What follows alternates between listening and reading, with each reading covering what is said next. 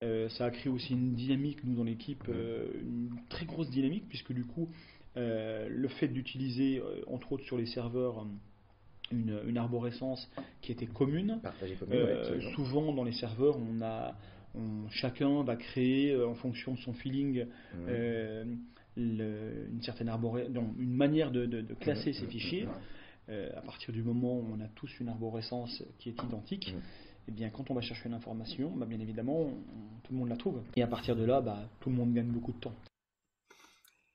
Et oui, ça, c'était avant, quand on pouvait se parler normalement, quand on pouvait se serrer la main, quand on pouvait dispenser des formations en présentiel. C'était aussi quand on pouvait aller chez le coiffeur, quand les rasoirs ne s'étaient pas mis en confinement eux aussi. Et quand on pouvait faire des vidéos avec quelqu'un d'autre que sa caméra à qui parler. Quand on pouvait se payer aussi de bonnes tranches de rire tout en travaillant sérieusement. Alors, vous avez le petit making-of en fin de vidéo. Mais oui, tout ça et bien d'autres choses encore, c'était avant. Bref, c'était le bon temps, quoi. Allez, voilà que je me mets à parler comme un vieux confiné. Allez, allez. La vie continue, différemment, certainement, mais je ferai tout pour garder un esprit libre et serein et vous aider, bien sûr, à en faire autant si vous le souhaitez, quelles que soient les circonstances. Bref, dans cette vidéo, retour d'expérience tournée il y a quelques mois maintenant, Étienne, un directeur d'une plateforme logistique, nous dit pourquoi écrire avec son stylo est devenu de plus en plus rare et comment la boîte action lui change la vie. La boîte action, hein, vous vous souvenez, c'est une des 4 pièces de notre système d'organisation. J'avais fait une vidéo sur ces 4 pièces indispensables selon moi pour créer un système d'organisation cohérent. Je vous remets le lien vers cette vidéo en description ci-dessous. Merci encore à Étienne ainsi qu'à toute son équipe pour la confiance que vous m'avez accordée. Allez, on y retourne. Bonjour à tous, alors je suis vraiment très heureux de vous retrouver dans cette vidéo retour d'expérience. Je suis à Herbray. Alors Herbray, bah, c'est un petit village là, qui se trouve à une trentaine de kilomètres de Rennes, donc en Bretagne. Donc les missions d'accompagnement, d'organisation et de gestion du temps m'ont emmené dans cette région-là. Et je suis avec Étienne, donc il va se présenter. Et il va vous donner donc un petit peu en détail quel est l'environnement et quel est le contexte dans lequel je suis intervenu. Et on va échanger un petit peu sur cette mission d'accompagnement. Alors Étienne, très heureux de te retrouver. Alors je dis bien retrouver parce que finalement on s'est rencontrés. Ça fait quelques années. Ça fait quelques années. Donc Étienne, donc aujourd'hui directeur de ce site magnifique et tout neuf pour le coup. C'est ça. Donc voilà, hein, si tu peux un peu nous resituer ton évolution et puis le point de départ finalement de notre rencontre et de notre collaboration finalement. Bon, Thierry, on s'est rencontrés maintenant il y a 5 ans sur Lyon. Oui. Et ensuite, nos parcours se sont un peu séparés puisque j'ai bougé un petit peu en France, dans différentes régions. Ouais. Et je viens de m'installer donc sur la région rennaise, sur ce nouveau site logistique de 66 000 m². Et donc on a 2 activités qui seront une activité frais qu'on a démarré déjà depuis quelques temps et une activité sec qui va démarrer d'ici quelques mois. Donc ça va être un site mécanisé pour la partie frais et un site automatisé sur la partie sec. Donc aujourd'hui en tout cas j'ai ressenti le besoin de partager l'expérience avec mes équipes parce que c'est quelque chose qui m'avait apporté beaucoup depuis ces 5 années passées, d'accord, avec un système auquel on a été formé avec des anciennes équipes sur la région centre-est. Donc à l'époque responsable d'exploitation. À l'époque j'étais responsable d'exploitation sur Méribel, c'est ça. Et donc aujourd'hui belle évolution pour le coup puisque oui, j'ai la chance d'avoir une entreprise qui me fait confiance, donc voilà. Directeur de ce nouveau site. Voilà, directeur de ce nouveau site, oui tout à fait, oui. Donc site énorme, donc en surface 66 000 m². 66 000 m² couverts, c'est ça. Okay. Sur une surface de 24 hectares. Ok. Et donc, on s'est donc trouvé il y a 5 ans et aujourd'hui donc redémarche d'organisation. Alors qu'est-ce qui fait que tu reviens justement dans cette démarche-là? Et en gros, on va dire, quel est l'avant, l'après en fait? Alors, quel est l'avant? Mais il y a 5 ans avant que je n'arrive. Quelle était finalement déjà à l'époque les attentes par rapport à cette formation, donc Sistor, liée donc à l'organisation à la fois personnelle et d'équipe, et qui travaille et qui permet justement d'optimiser à la fois la gestion de l'information et sur l'autre axe, la gestion du temps et des priorités. Alors voilà, quel était l'état et quelles étaient vos attentes justement, ou la situation qui a fait que vous ayez souhaité justement d'optimiser un petit peu cela? Alors là, déjà, il y a eu une démarche il y a 5 ans d'un des directeurs de la région du Centre-Est, que tu avais formé, toi, il y a peut-être une dizaine d'années. Oui, déjà, en amont. Voilà, Ouais, hein, c'est ça. donc c'était il y a de longues années. C'est ça. Donc, un petit coucou à Fabrice. Salut Fabrice. Et donc, du coup, Fabrice étant déjà, je pense, plus que convaincu à la limite, ça a apporté quelque chose dans une équipe, on a été tous formés. Ouais. Une première base et ensuite toutes les bases de la région. Okay. Et donc, du coup, bien évidemment, une fois qu'on utilise la méthode que tu enseignes, et bien évidemment, on devient plus performant. Je fais allusion à une de tes vidéos, on en a parlé, la surcharge mentale. Oui, oui. C'est tellement simple de s'organiser de telle manière à ne pas tout avoir dans la tête, mais tout avoir dans son ordinateur. Pas tout, mais en tout cas au niveau de l'organisation et dans le timing des choses et dans le suivi des choses. Oui.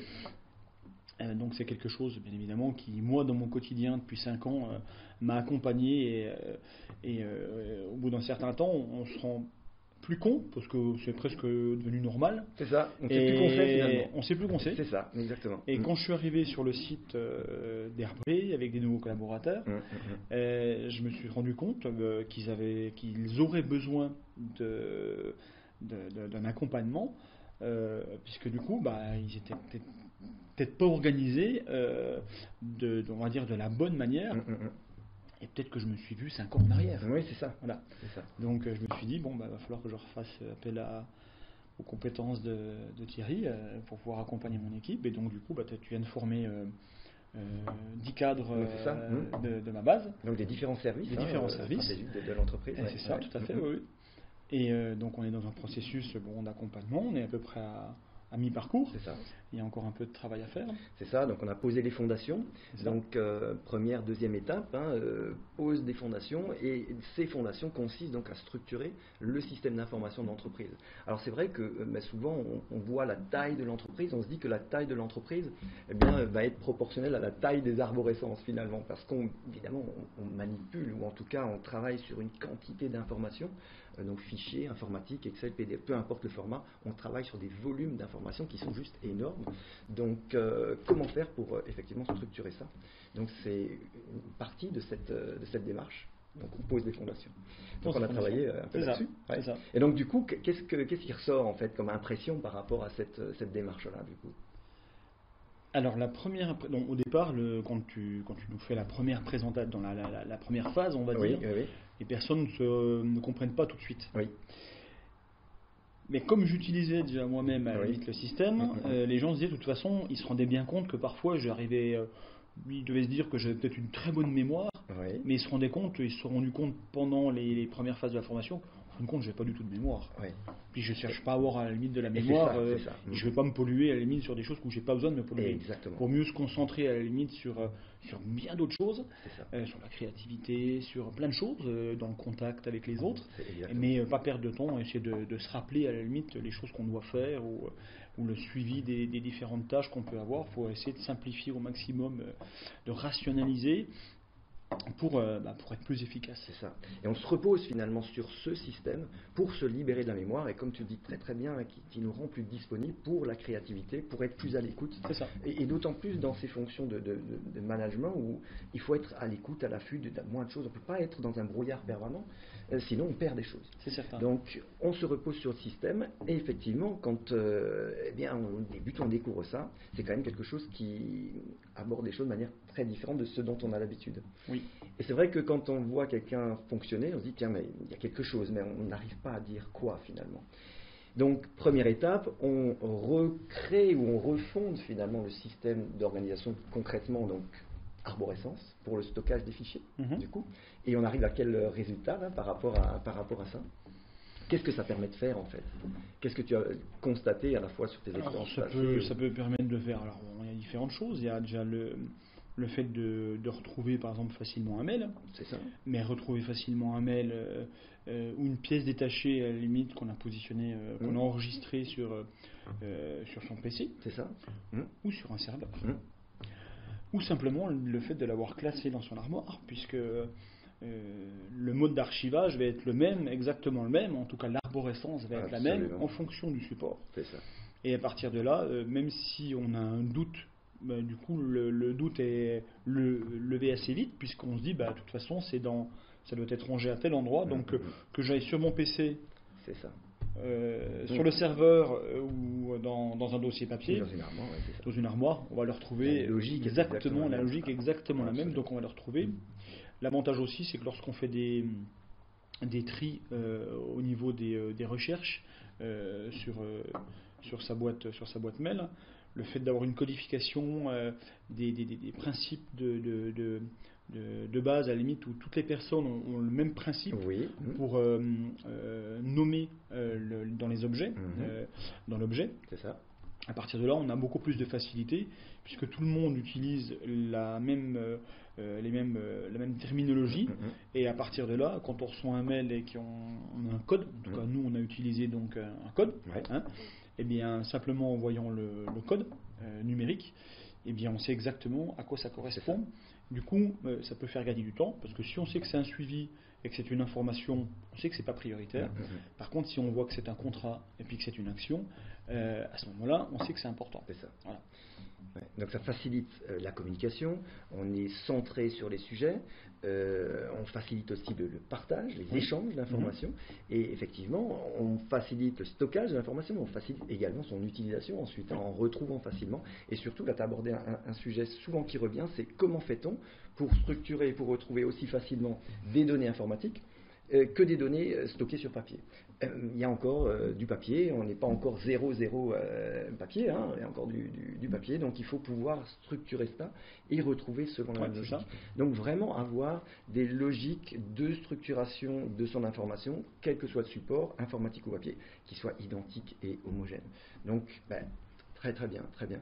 Et quoi d'autre du coup également, s'il y a par rapport à cette structuration de l'information pour le coup? Donc des arborescences aujourd'hui qui sont à la racine d'un serveur qui sont très longues finalement. Donc là on resserre les entrées et donc on est à un maximum de 10. Et puis nous on est arrivé à combien du coup? On est arrivé à 8 domaines d'entrée, alors qu'aujourd'hui, il n'y a encore pas longtemps, on avait 30, 40, peut-être davantage encore, dossiers d'entrée. Donc, et ça on le retrouve vraiment de manière universelle, c'est cette capacité à resserrer les entrées, mais toujours avec une méthode qui permet de parvenir à ce résultat, avec toutes les conséquences qu'on peut constater ici. Donc là on travaille sur l'information, stockage des données pour les retrouver facilement, et ensuite, deuxième axe, on a le système de boîte action, fiche action. Qu'est-ce que ça amène ça du coup? Qu'est-ce que ça change la vie. Ça change la vie, ouais, vraiment. Ça change la vie. Même après 5 ans encore. Alors, oui, parce que tu vois qu'on est dans une phase où effectivement, on est dans une société où on utilise un outil de messagerie qui s'appelle Lotus. Qui est certainement pas aussi malléable qu'Outlook. On va bientôt migrer sur Outlook. Donc du coup, il va falloir se reposer les bonnes questions. Donc ça, c'est plutôt... Ce sont des bonnes questions. C'est plutôt des bonnes questions, c'est plutôt intéressant. Et c'est vrai que ce qui m'avait particulièrement surpris la première fois où on s'était rencontrés, c'est du coup, tu t'étais adapté à notre outil de messagerie. Puisque Outlook te permet de gérer quelque part ta boîte d'action, c'est Outlook. Et Lotus, c'est pas comme ça. Donc il avait fallu qu'on gère une boîte d'action en parallèle dans Excel. Et il avait fallu créer une boîte d'action. Et du coup, tu nous avais accompagnés pour justement, comment on faisait pour simplifier nos actions, comment on faisait pour suivre, comment on faisait pour codifier. Donc, toute cette démarche, la simplification poussée à l'extrême par des astuces, par de l'échange. Ça a créé aussi une dynamique, nous, dans l'équipe, une très grosse dynamique, puisque du coup, le fait d'utiliser, entre autres sur les serveurs, une arborescence qui était commune. Souvent, dans les serveurs, chacun va créer, en fonction de son feeling, une manière de classer ses fichiers. À partir du moment où on a tous une arborescence qui est identique, et bien, quand on va chercher une information, bien évidemment, tout le monde la trouve. C'est ça. Donc, c'est une très bonne chose au niveau donc je sais quand on avait fait sur Meribel, tout est extrêmement bien codifié. Et à partir de là, tout le monde gagne beaucoup de temps. C'est ça. Voilà. Et du coup, adaptation de la méthode et du système aux outils dont vous disposez, en fait. Il n'y a pas d'outils dédiés, en fait. On a une méthode d'un côté, et de l'autre, on a des outils. Et on adapte. Alors évidemment, il y a des outils qui vont être plus ergonomiques que d'autres, c'est certain. Mais bon, on fait effectivement avec ce qu'on a, finalement. C'est ça. Donc, on adapte vraiment, encore une fois, les outils à la méthode. Donc, pas besoin d'avoir d'autres outils que ceux que vous avez déjà. On essaye vraiment d'optimiser ce dont vous avez l'habitude, finalement. Très bien. Et du coup, est-ce que ça a été difficile de mettre ça en place? Comment ça a été Alors, vécu? la plus grosse complexité, c'est de se remettre en question. Ouais. Donc, je me rappelle très bien, tout début quand c'est arrivé, j'ai un naturel en fin de compte dont le changement ne me fait pas peur, et je peux me remettre en question, j'ai pas de problème par rapport à ça. Ouais. Mais du coup, j'avais un mode d'organisation. Oui. Je me disais, pourquoi je devrais mettre un nom devant un dossier à partir du moment où j'ai des dossiers qui sont classés par ordre alphabétique. Oui. On voit pas tout de suite l'intérêt. On voit pas tout de suite l'intérêt, c'est normal. C'est sûr. Donc toute la démarche que tu fais à un moment donné où tu nous expliques, et je m'en rappelle encore très très bien aussi, où tu prends l'exemple de dire mais quand on fait sa liste de courses, on prend sa liste de courses, puis on marque à la limite peut-être tous les jours un certain nombre d'informations, et le samedi on prend sa liste et on va faire ses courses. Et ça image très bien le sujet, parce que simplement dans la journée on peut penser à un sujet qu'on va traiter peut-être dans 15 jours. C'est ça. Le fait d'être en capacité d'aller dans la boîte d'action, de se noter une information, de ressortir de cette boîte, de cette fiche action et de passer à la suivante, juste c'est rapide. Et ça permet juste de retrouver à un endroit toutes les informations dont on a besoin sur un sujet précis. Et ça libère l'esprit. Et donc ça libère complètement l'esprit, on ne se pose pas de questions. Et du coup, on est, bien évidemment, on a parlé tout à l'heure, on est beaucoup plus efficace, c'est beaucoup plus rapide. Et ça nous laisse beaucoup plus de temps pour plein d'autres choses. Donc du coup, maintenant je bosse à mi-temps. Ça laisse du temps pour autre chose, ou en tout cas, encore une fois, pour non, prendre bien ce évidemment, recul. ça permet de faire du coup. Alors, ça fait pas le travail encore à la place. Ça fait pas le travail, non. Mais sûr. par contre, ça donne beaucoup plus de. Je pense que le bon terme, c'est ça, en fin de compte, c'est toute notre énergie où on peut penser à essayer à savoir à l'endroit où je l'ai rangé, où est-ce que j'en suis, on est obligé de se noter plein de choses.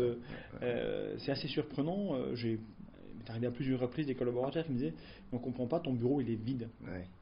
Souvent la conséquence. Voilà. Mon bureau, je comprends, ton bureau il est toujours vide, il est toujours propre. Comme si je faisais rien. C'est souvent associé à ça. Voilà. C'est vrai. Donc effectivement, oui, le fait d'être organisé d'une manière extrêmement, les choses sont hiérarchisées, tout est bien cadré, eh bien on est beaucoup plus efficace. C'est vrai que je prends beaucoup plus de notes dans mes boîtes dans mes fiches actions ou dans ma boîte d'action, et donc du coup j'utilise beaucoup moins mon papier, beaucoup de prises de notes en réunion, au téléphone.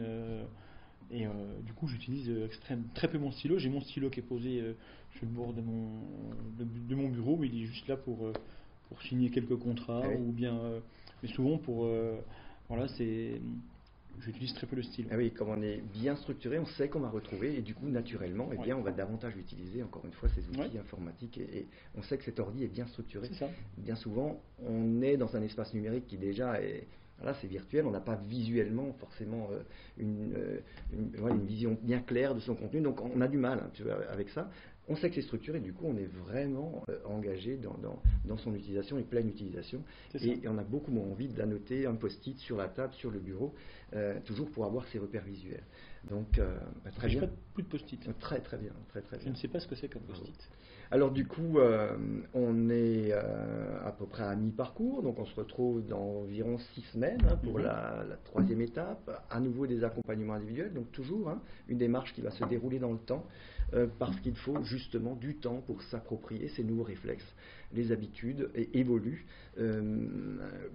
doucement, ou en tout cas ne sont pas instantanées. Et on laisse ce temps-là pour infuser, et c'est tout ce qui fait le succès justement de cette démarche, c'est qu'elle se déroule dans le temps. Étienne, pour finir, quelles sont les 3 idées principales que tu vas retenir de cette démarche et de la façon dont tu utilises justement ce nouveau système? Alors, la première chose, c'est le fait d'être serein tous les jours en arrivant au travail, et je me dis, j'ouvre ma boîte d'action, j'ouvre mon agenda, et je sais exactement ce que j'ai à faire. Je me dis pas, est-ce que j'ai oublié quelque chose? Voilà. Donc, une grande sérénité. La deuxième chose, c'est le fait d'être hyper organisé. Donc, toutes les personnes qui utilisent le système le disent. J'ai encore croisé un de mes anciens collègues de Méribel hier, on en a parlé, et donc il me le disait. Bonjour Rodolphe. Bonjour Rodolphe. Et donc voilà, donc c'est vraiment les grandes idées, c'est ça, et c'est vraiment, après je pense que c'est aussi partager quelque chose de commun. Ouais. Voilà. Le fait d'avoir on a une communication qui est commune dans notre manière de communiquer dans les mails, ou d'être sur le serveur. Et du coup, du coup, on devient plus performant. Ouais, ça crée vraiment de la cohésion. Et ça crée de la cohésion. Quelqu'un qui ne connaît pas notre codification peuvent se dire, mais qu'est-ce que c'est que cette numérotation? Et ils doivent dire, mais ça sert absolument à rien du tout. Ils se font juste plaisir, alors que pas du tout. Non, mais très bien. Pas du tout. Écoute, Étienne, merci beaucoup pour ce retour d'expérience, toujours très, très enrichissant aussi d'avoir cet angle de vue de l'autre côté. Donc merci encore d'avoir pris de ton temps pour partager ça avec vous tous. Merci pour votre écoute, merci beaucoup et toujours selon l'expression consacrée, je vous dis à très bientôt. Organisez-vous, prenez la main pour retrouver un esprit libre et serein. Salut. Au revoir. De son cerveau, bien voir celle-là on la coupera, on va dire autrement. Non, elle est très bien. Non, mais c'est juste mieux de 3 mots, donc on va recommencer. Mais c'est... Couper. Alors, du coup, on coupe. Ouais, vas-y, on coupe. Ok. Donc, non. Alors, attends, bouge pas. Les 3 choses pour moi, si tu veux, c'est. Non, mais en plus de ça, je m'étais dit. Mais je vais reprendre. Vas-y. Alors, Étienne, du coup, cette démarche justement d'organisation, cette méthode Systore, en 3 mots, tu la résumerais comment? Alors. Attention à 3 mots. Oh, tu vas pouvoir recommencer. Mais attends, le pire, c'est que je sais même plus ce que je veux dire.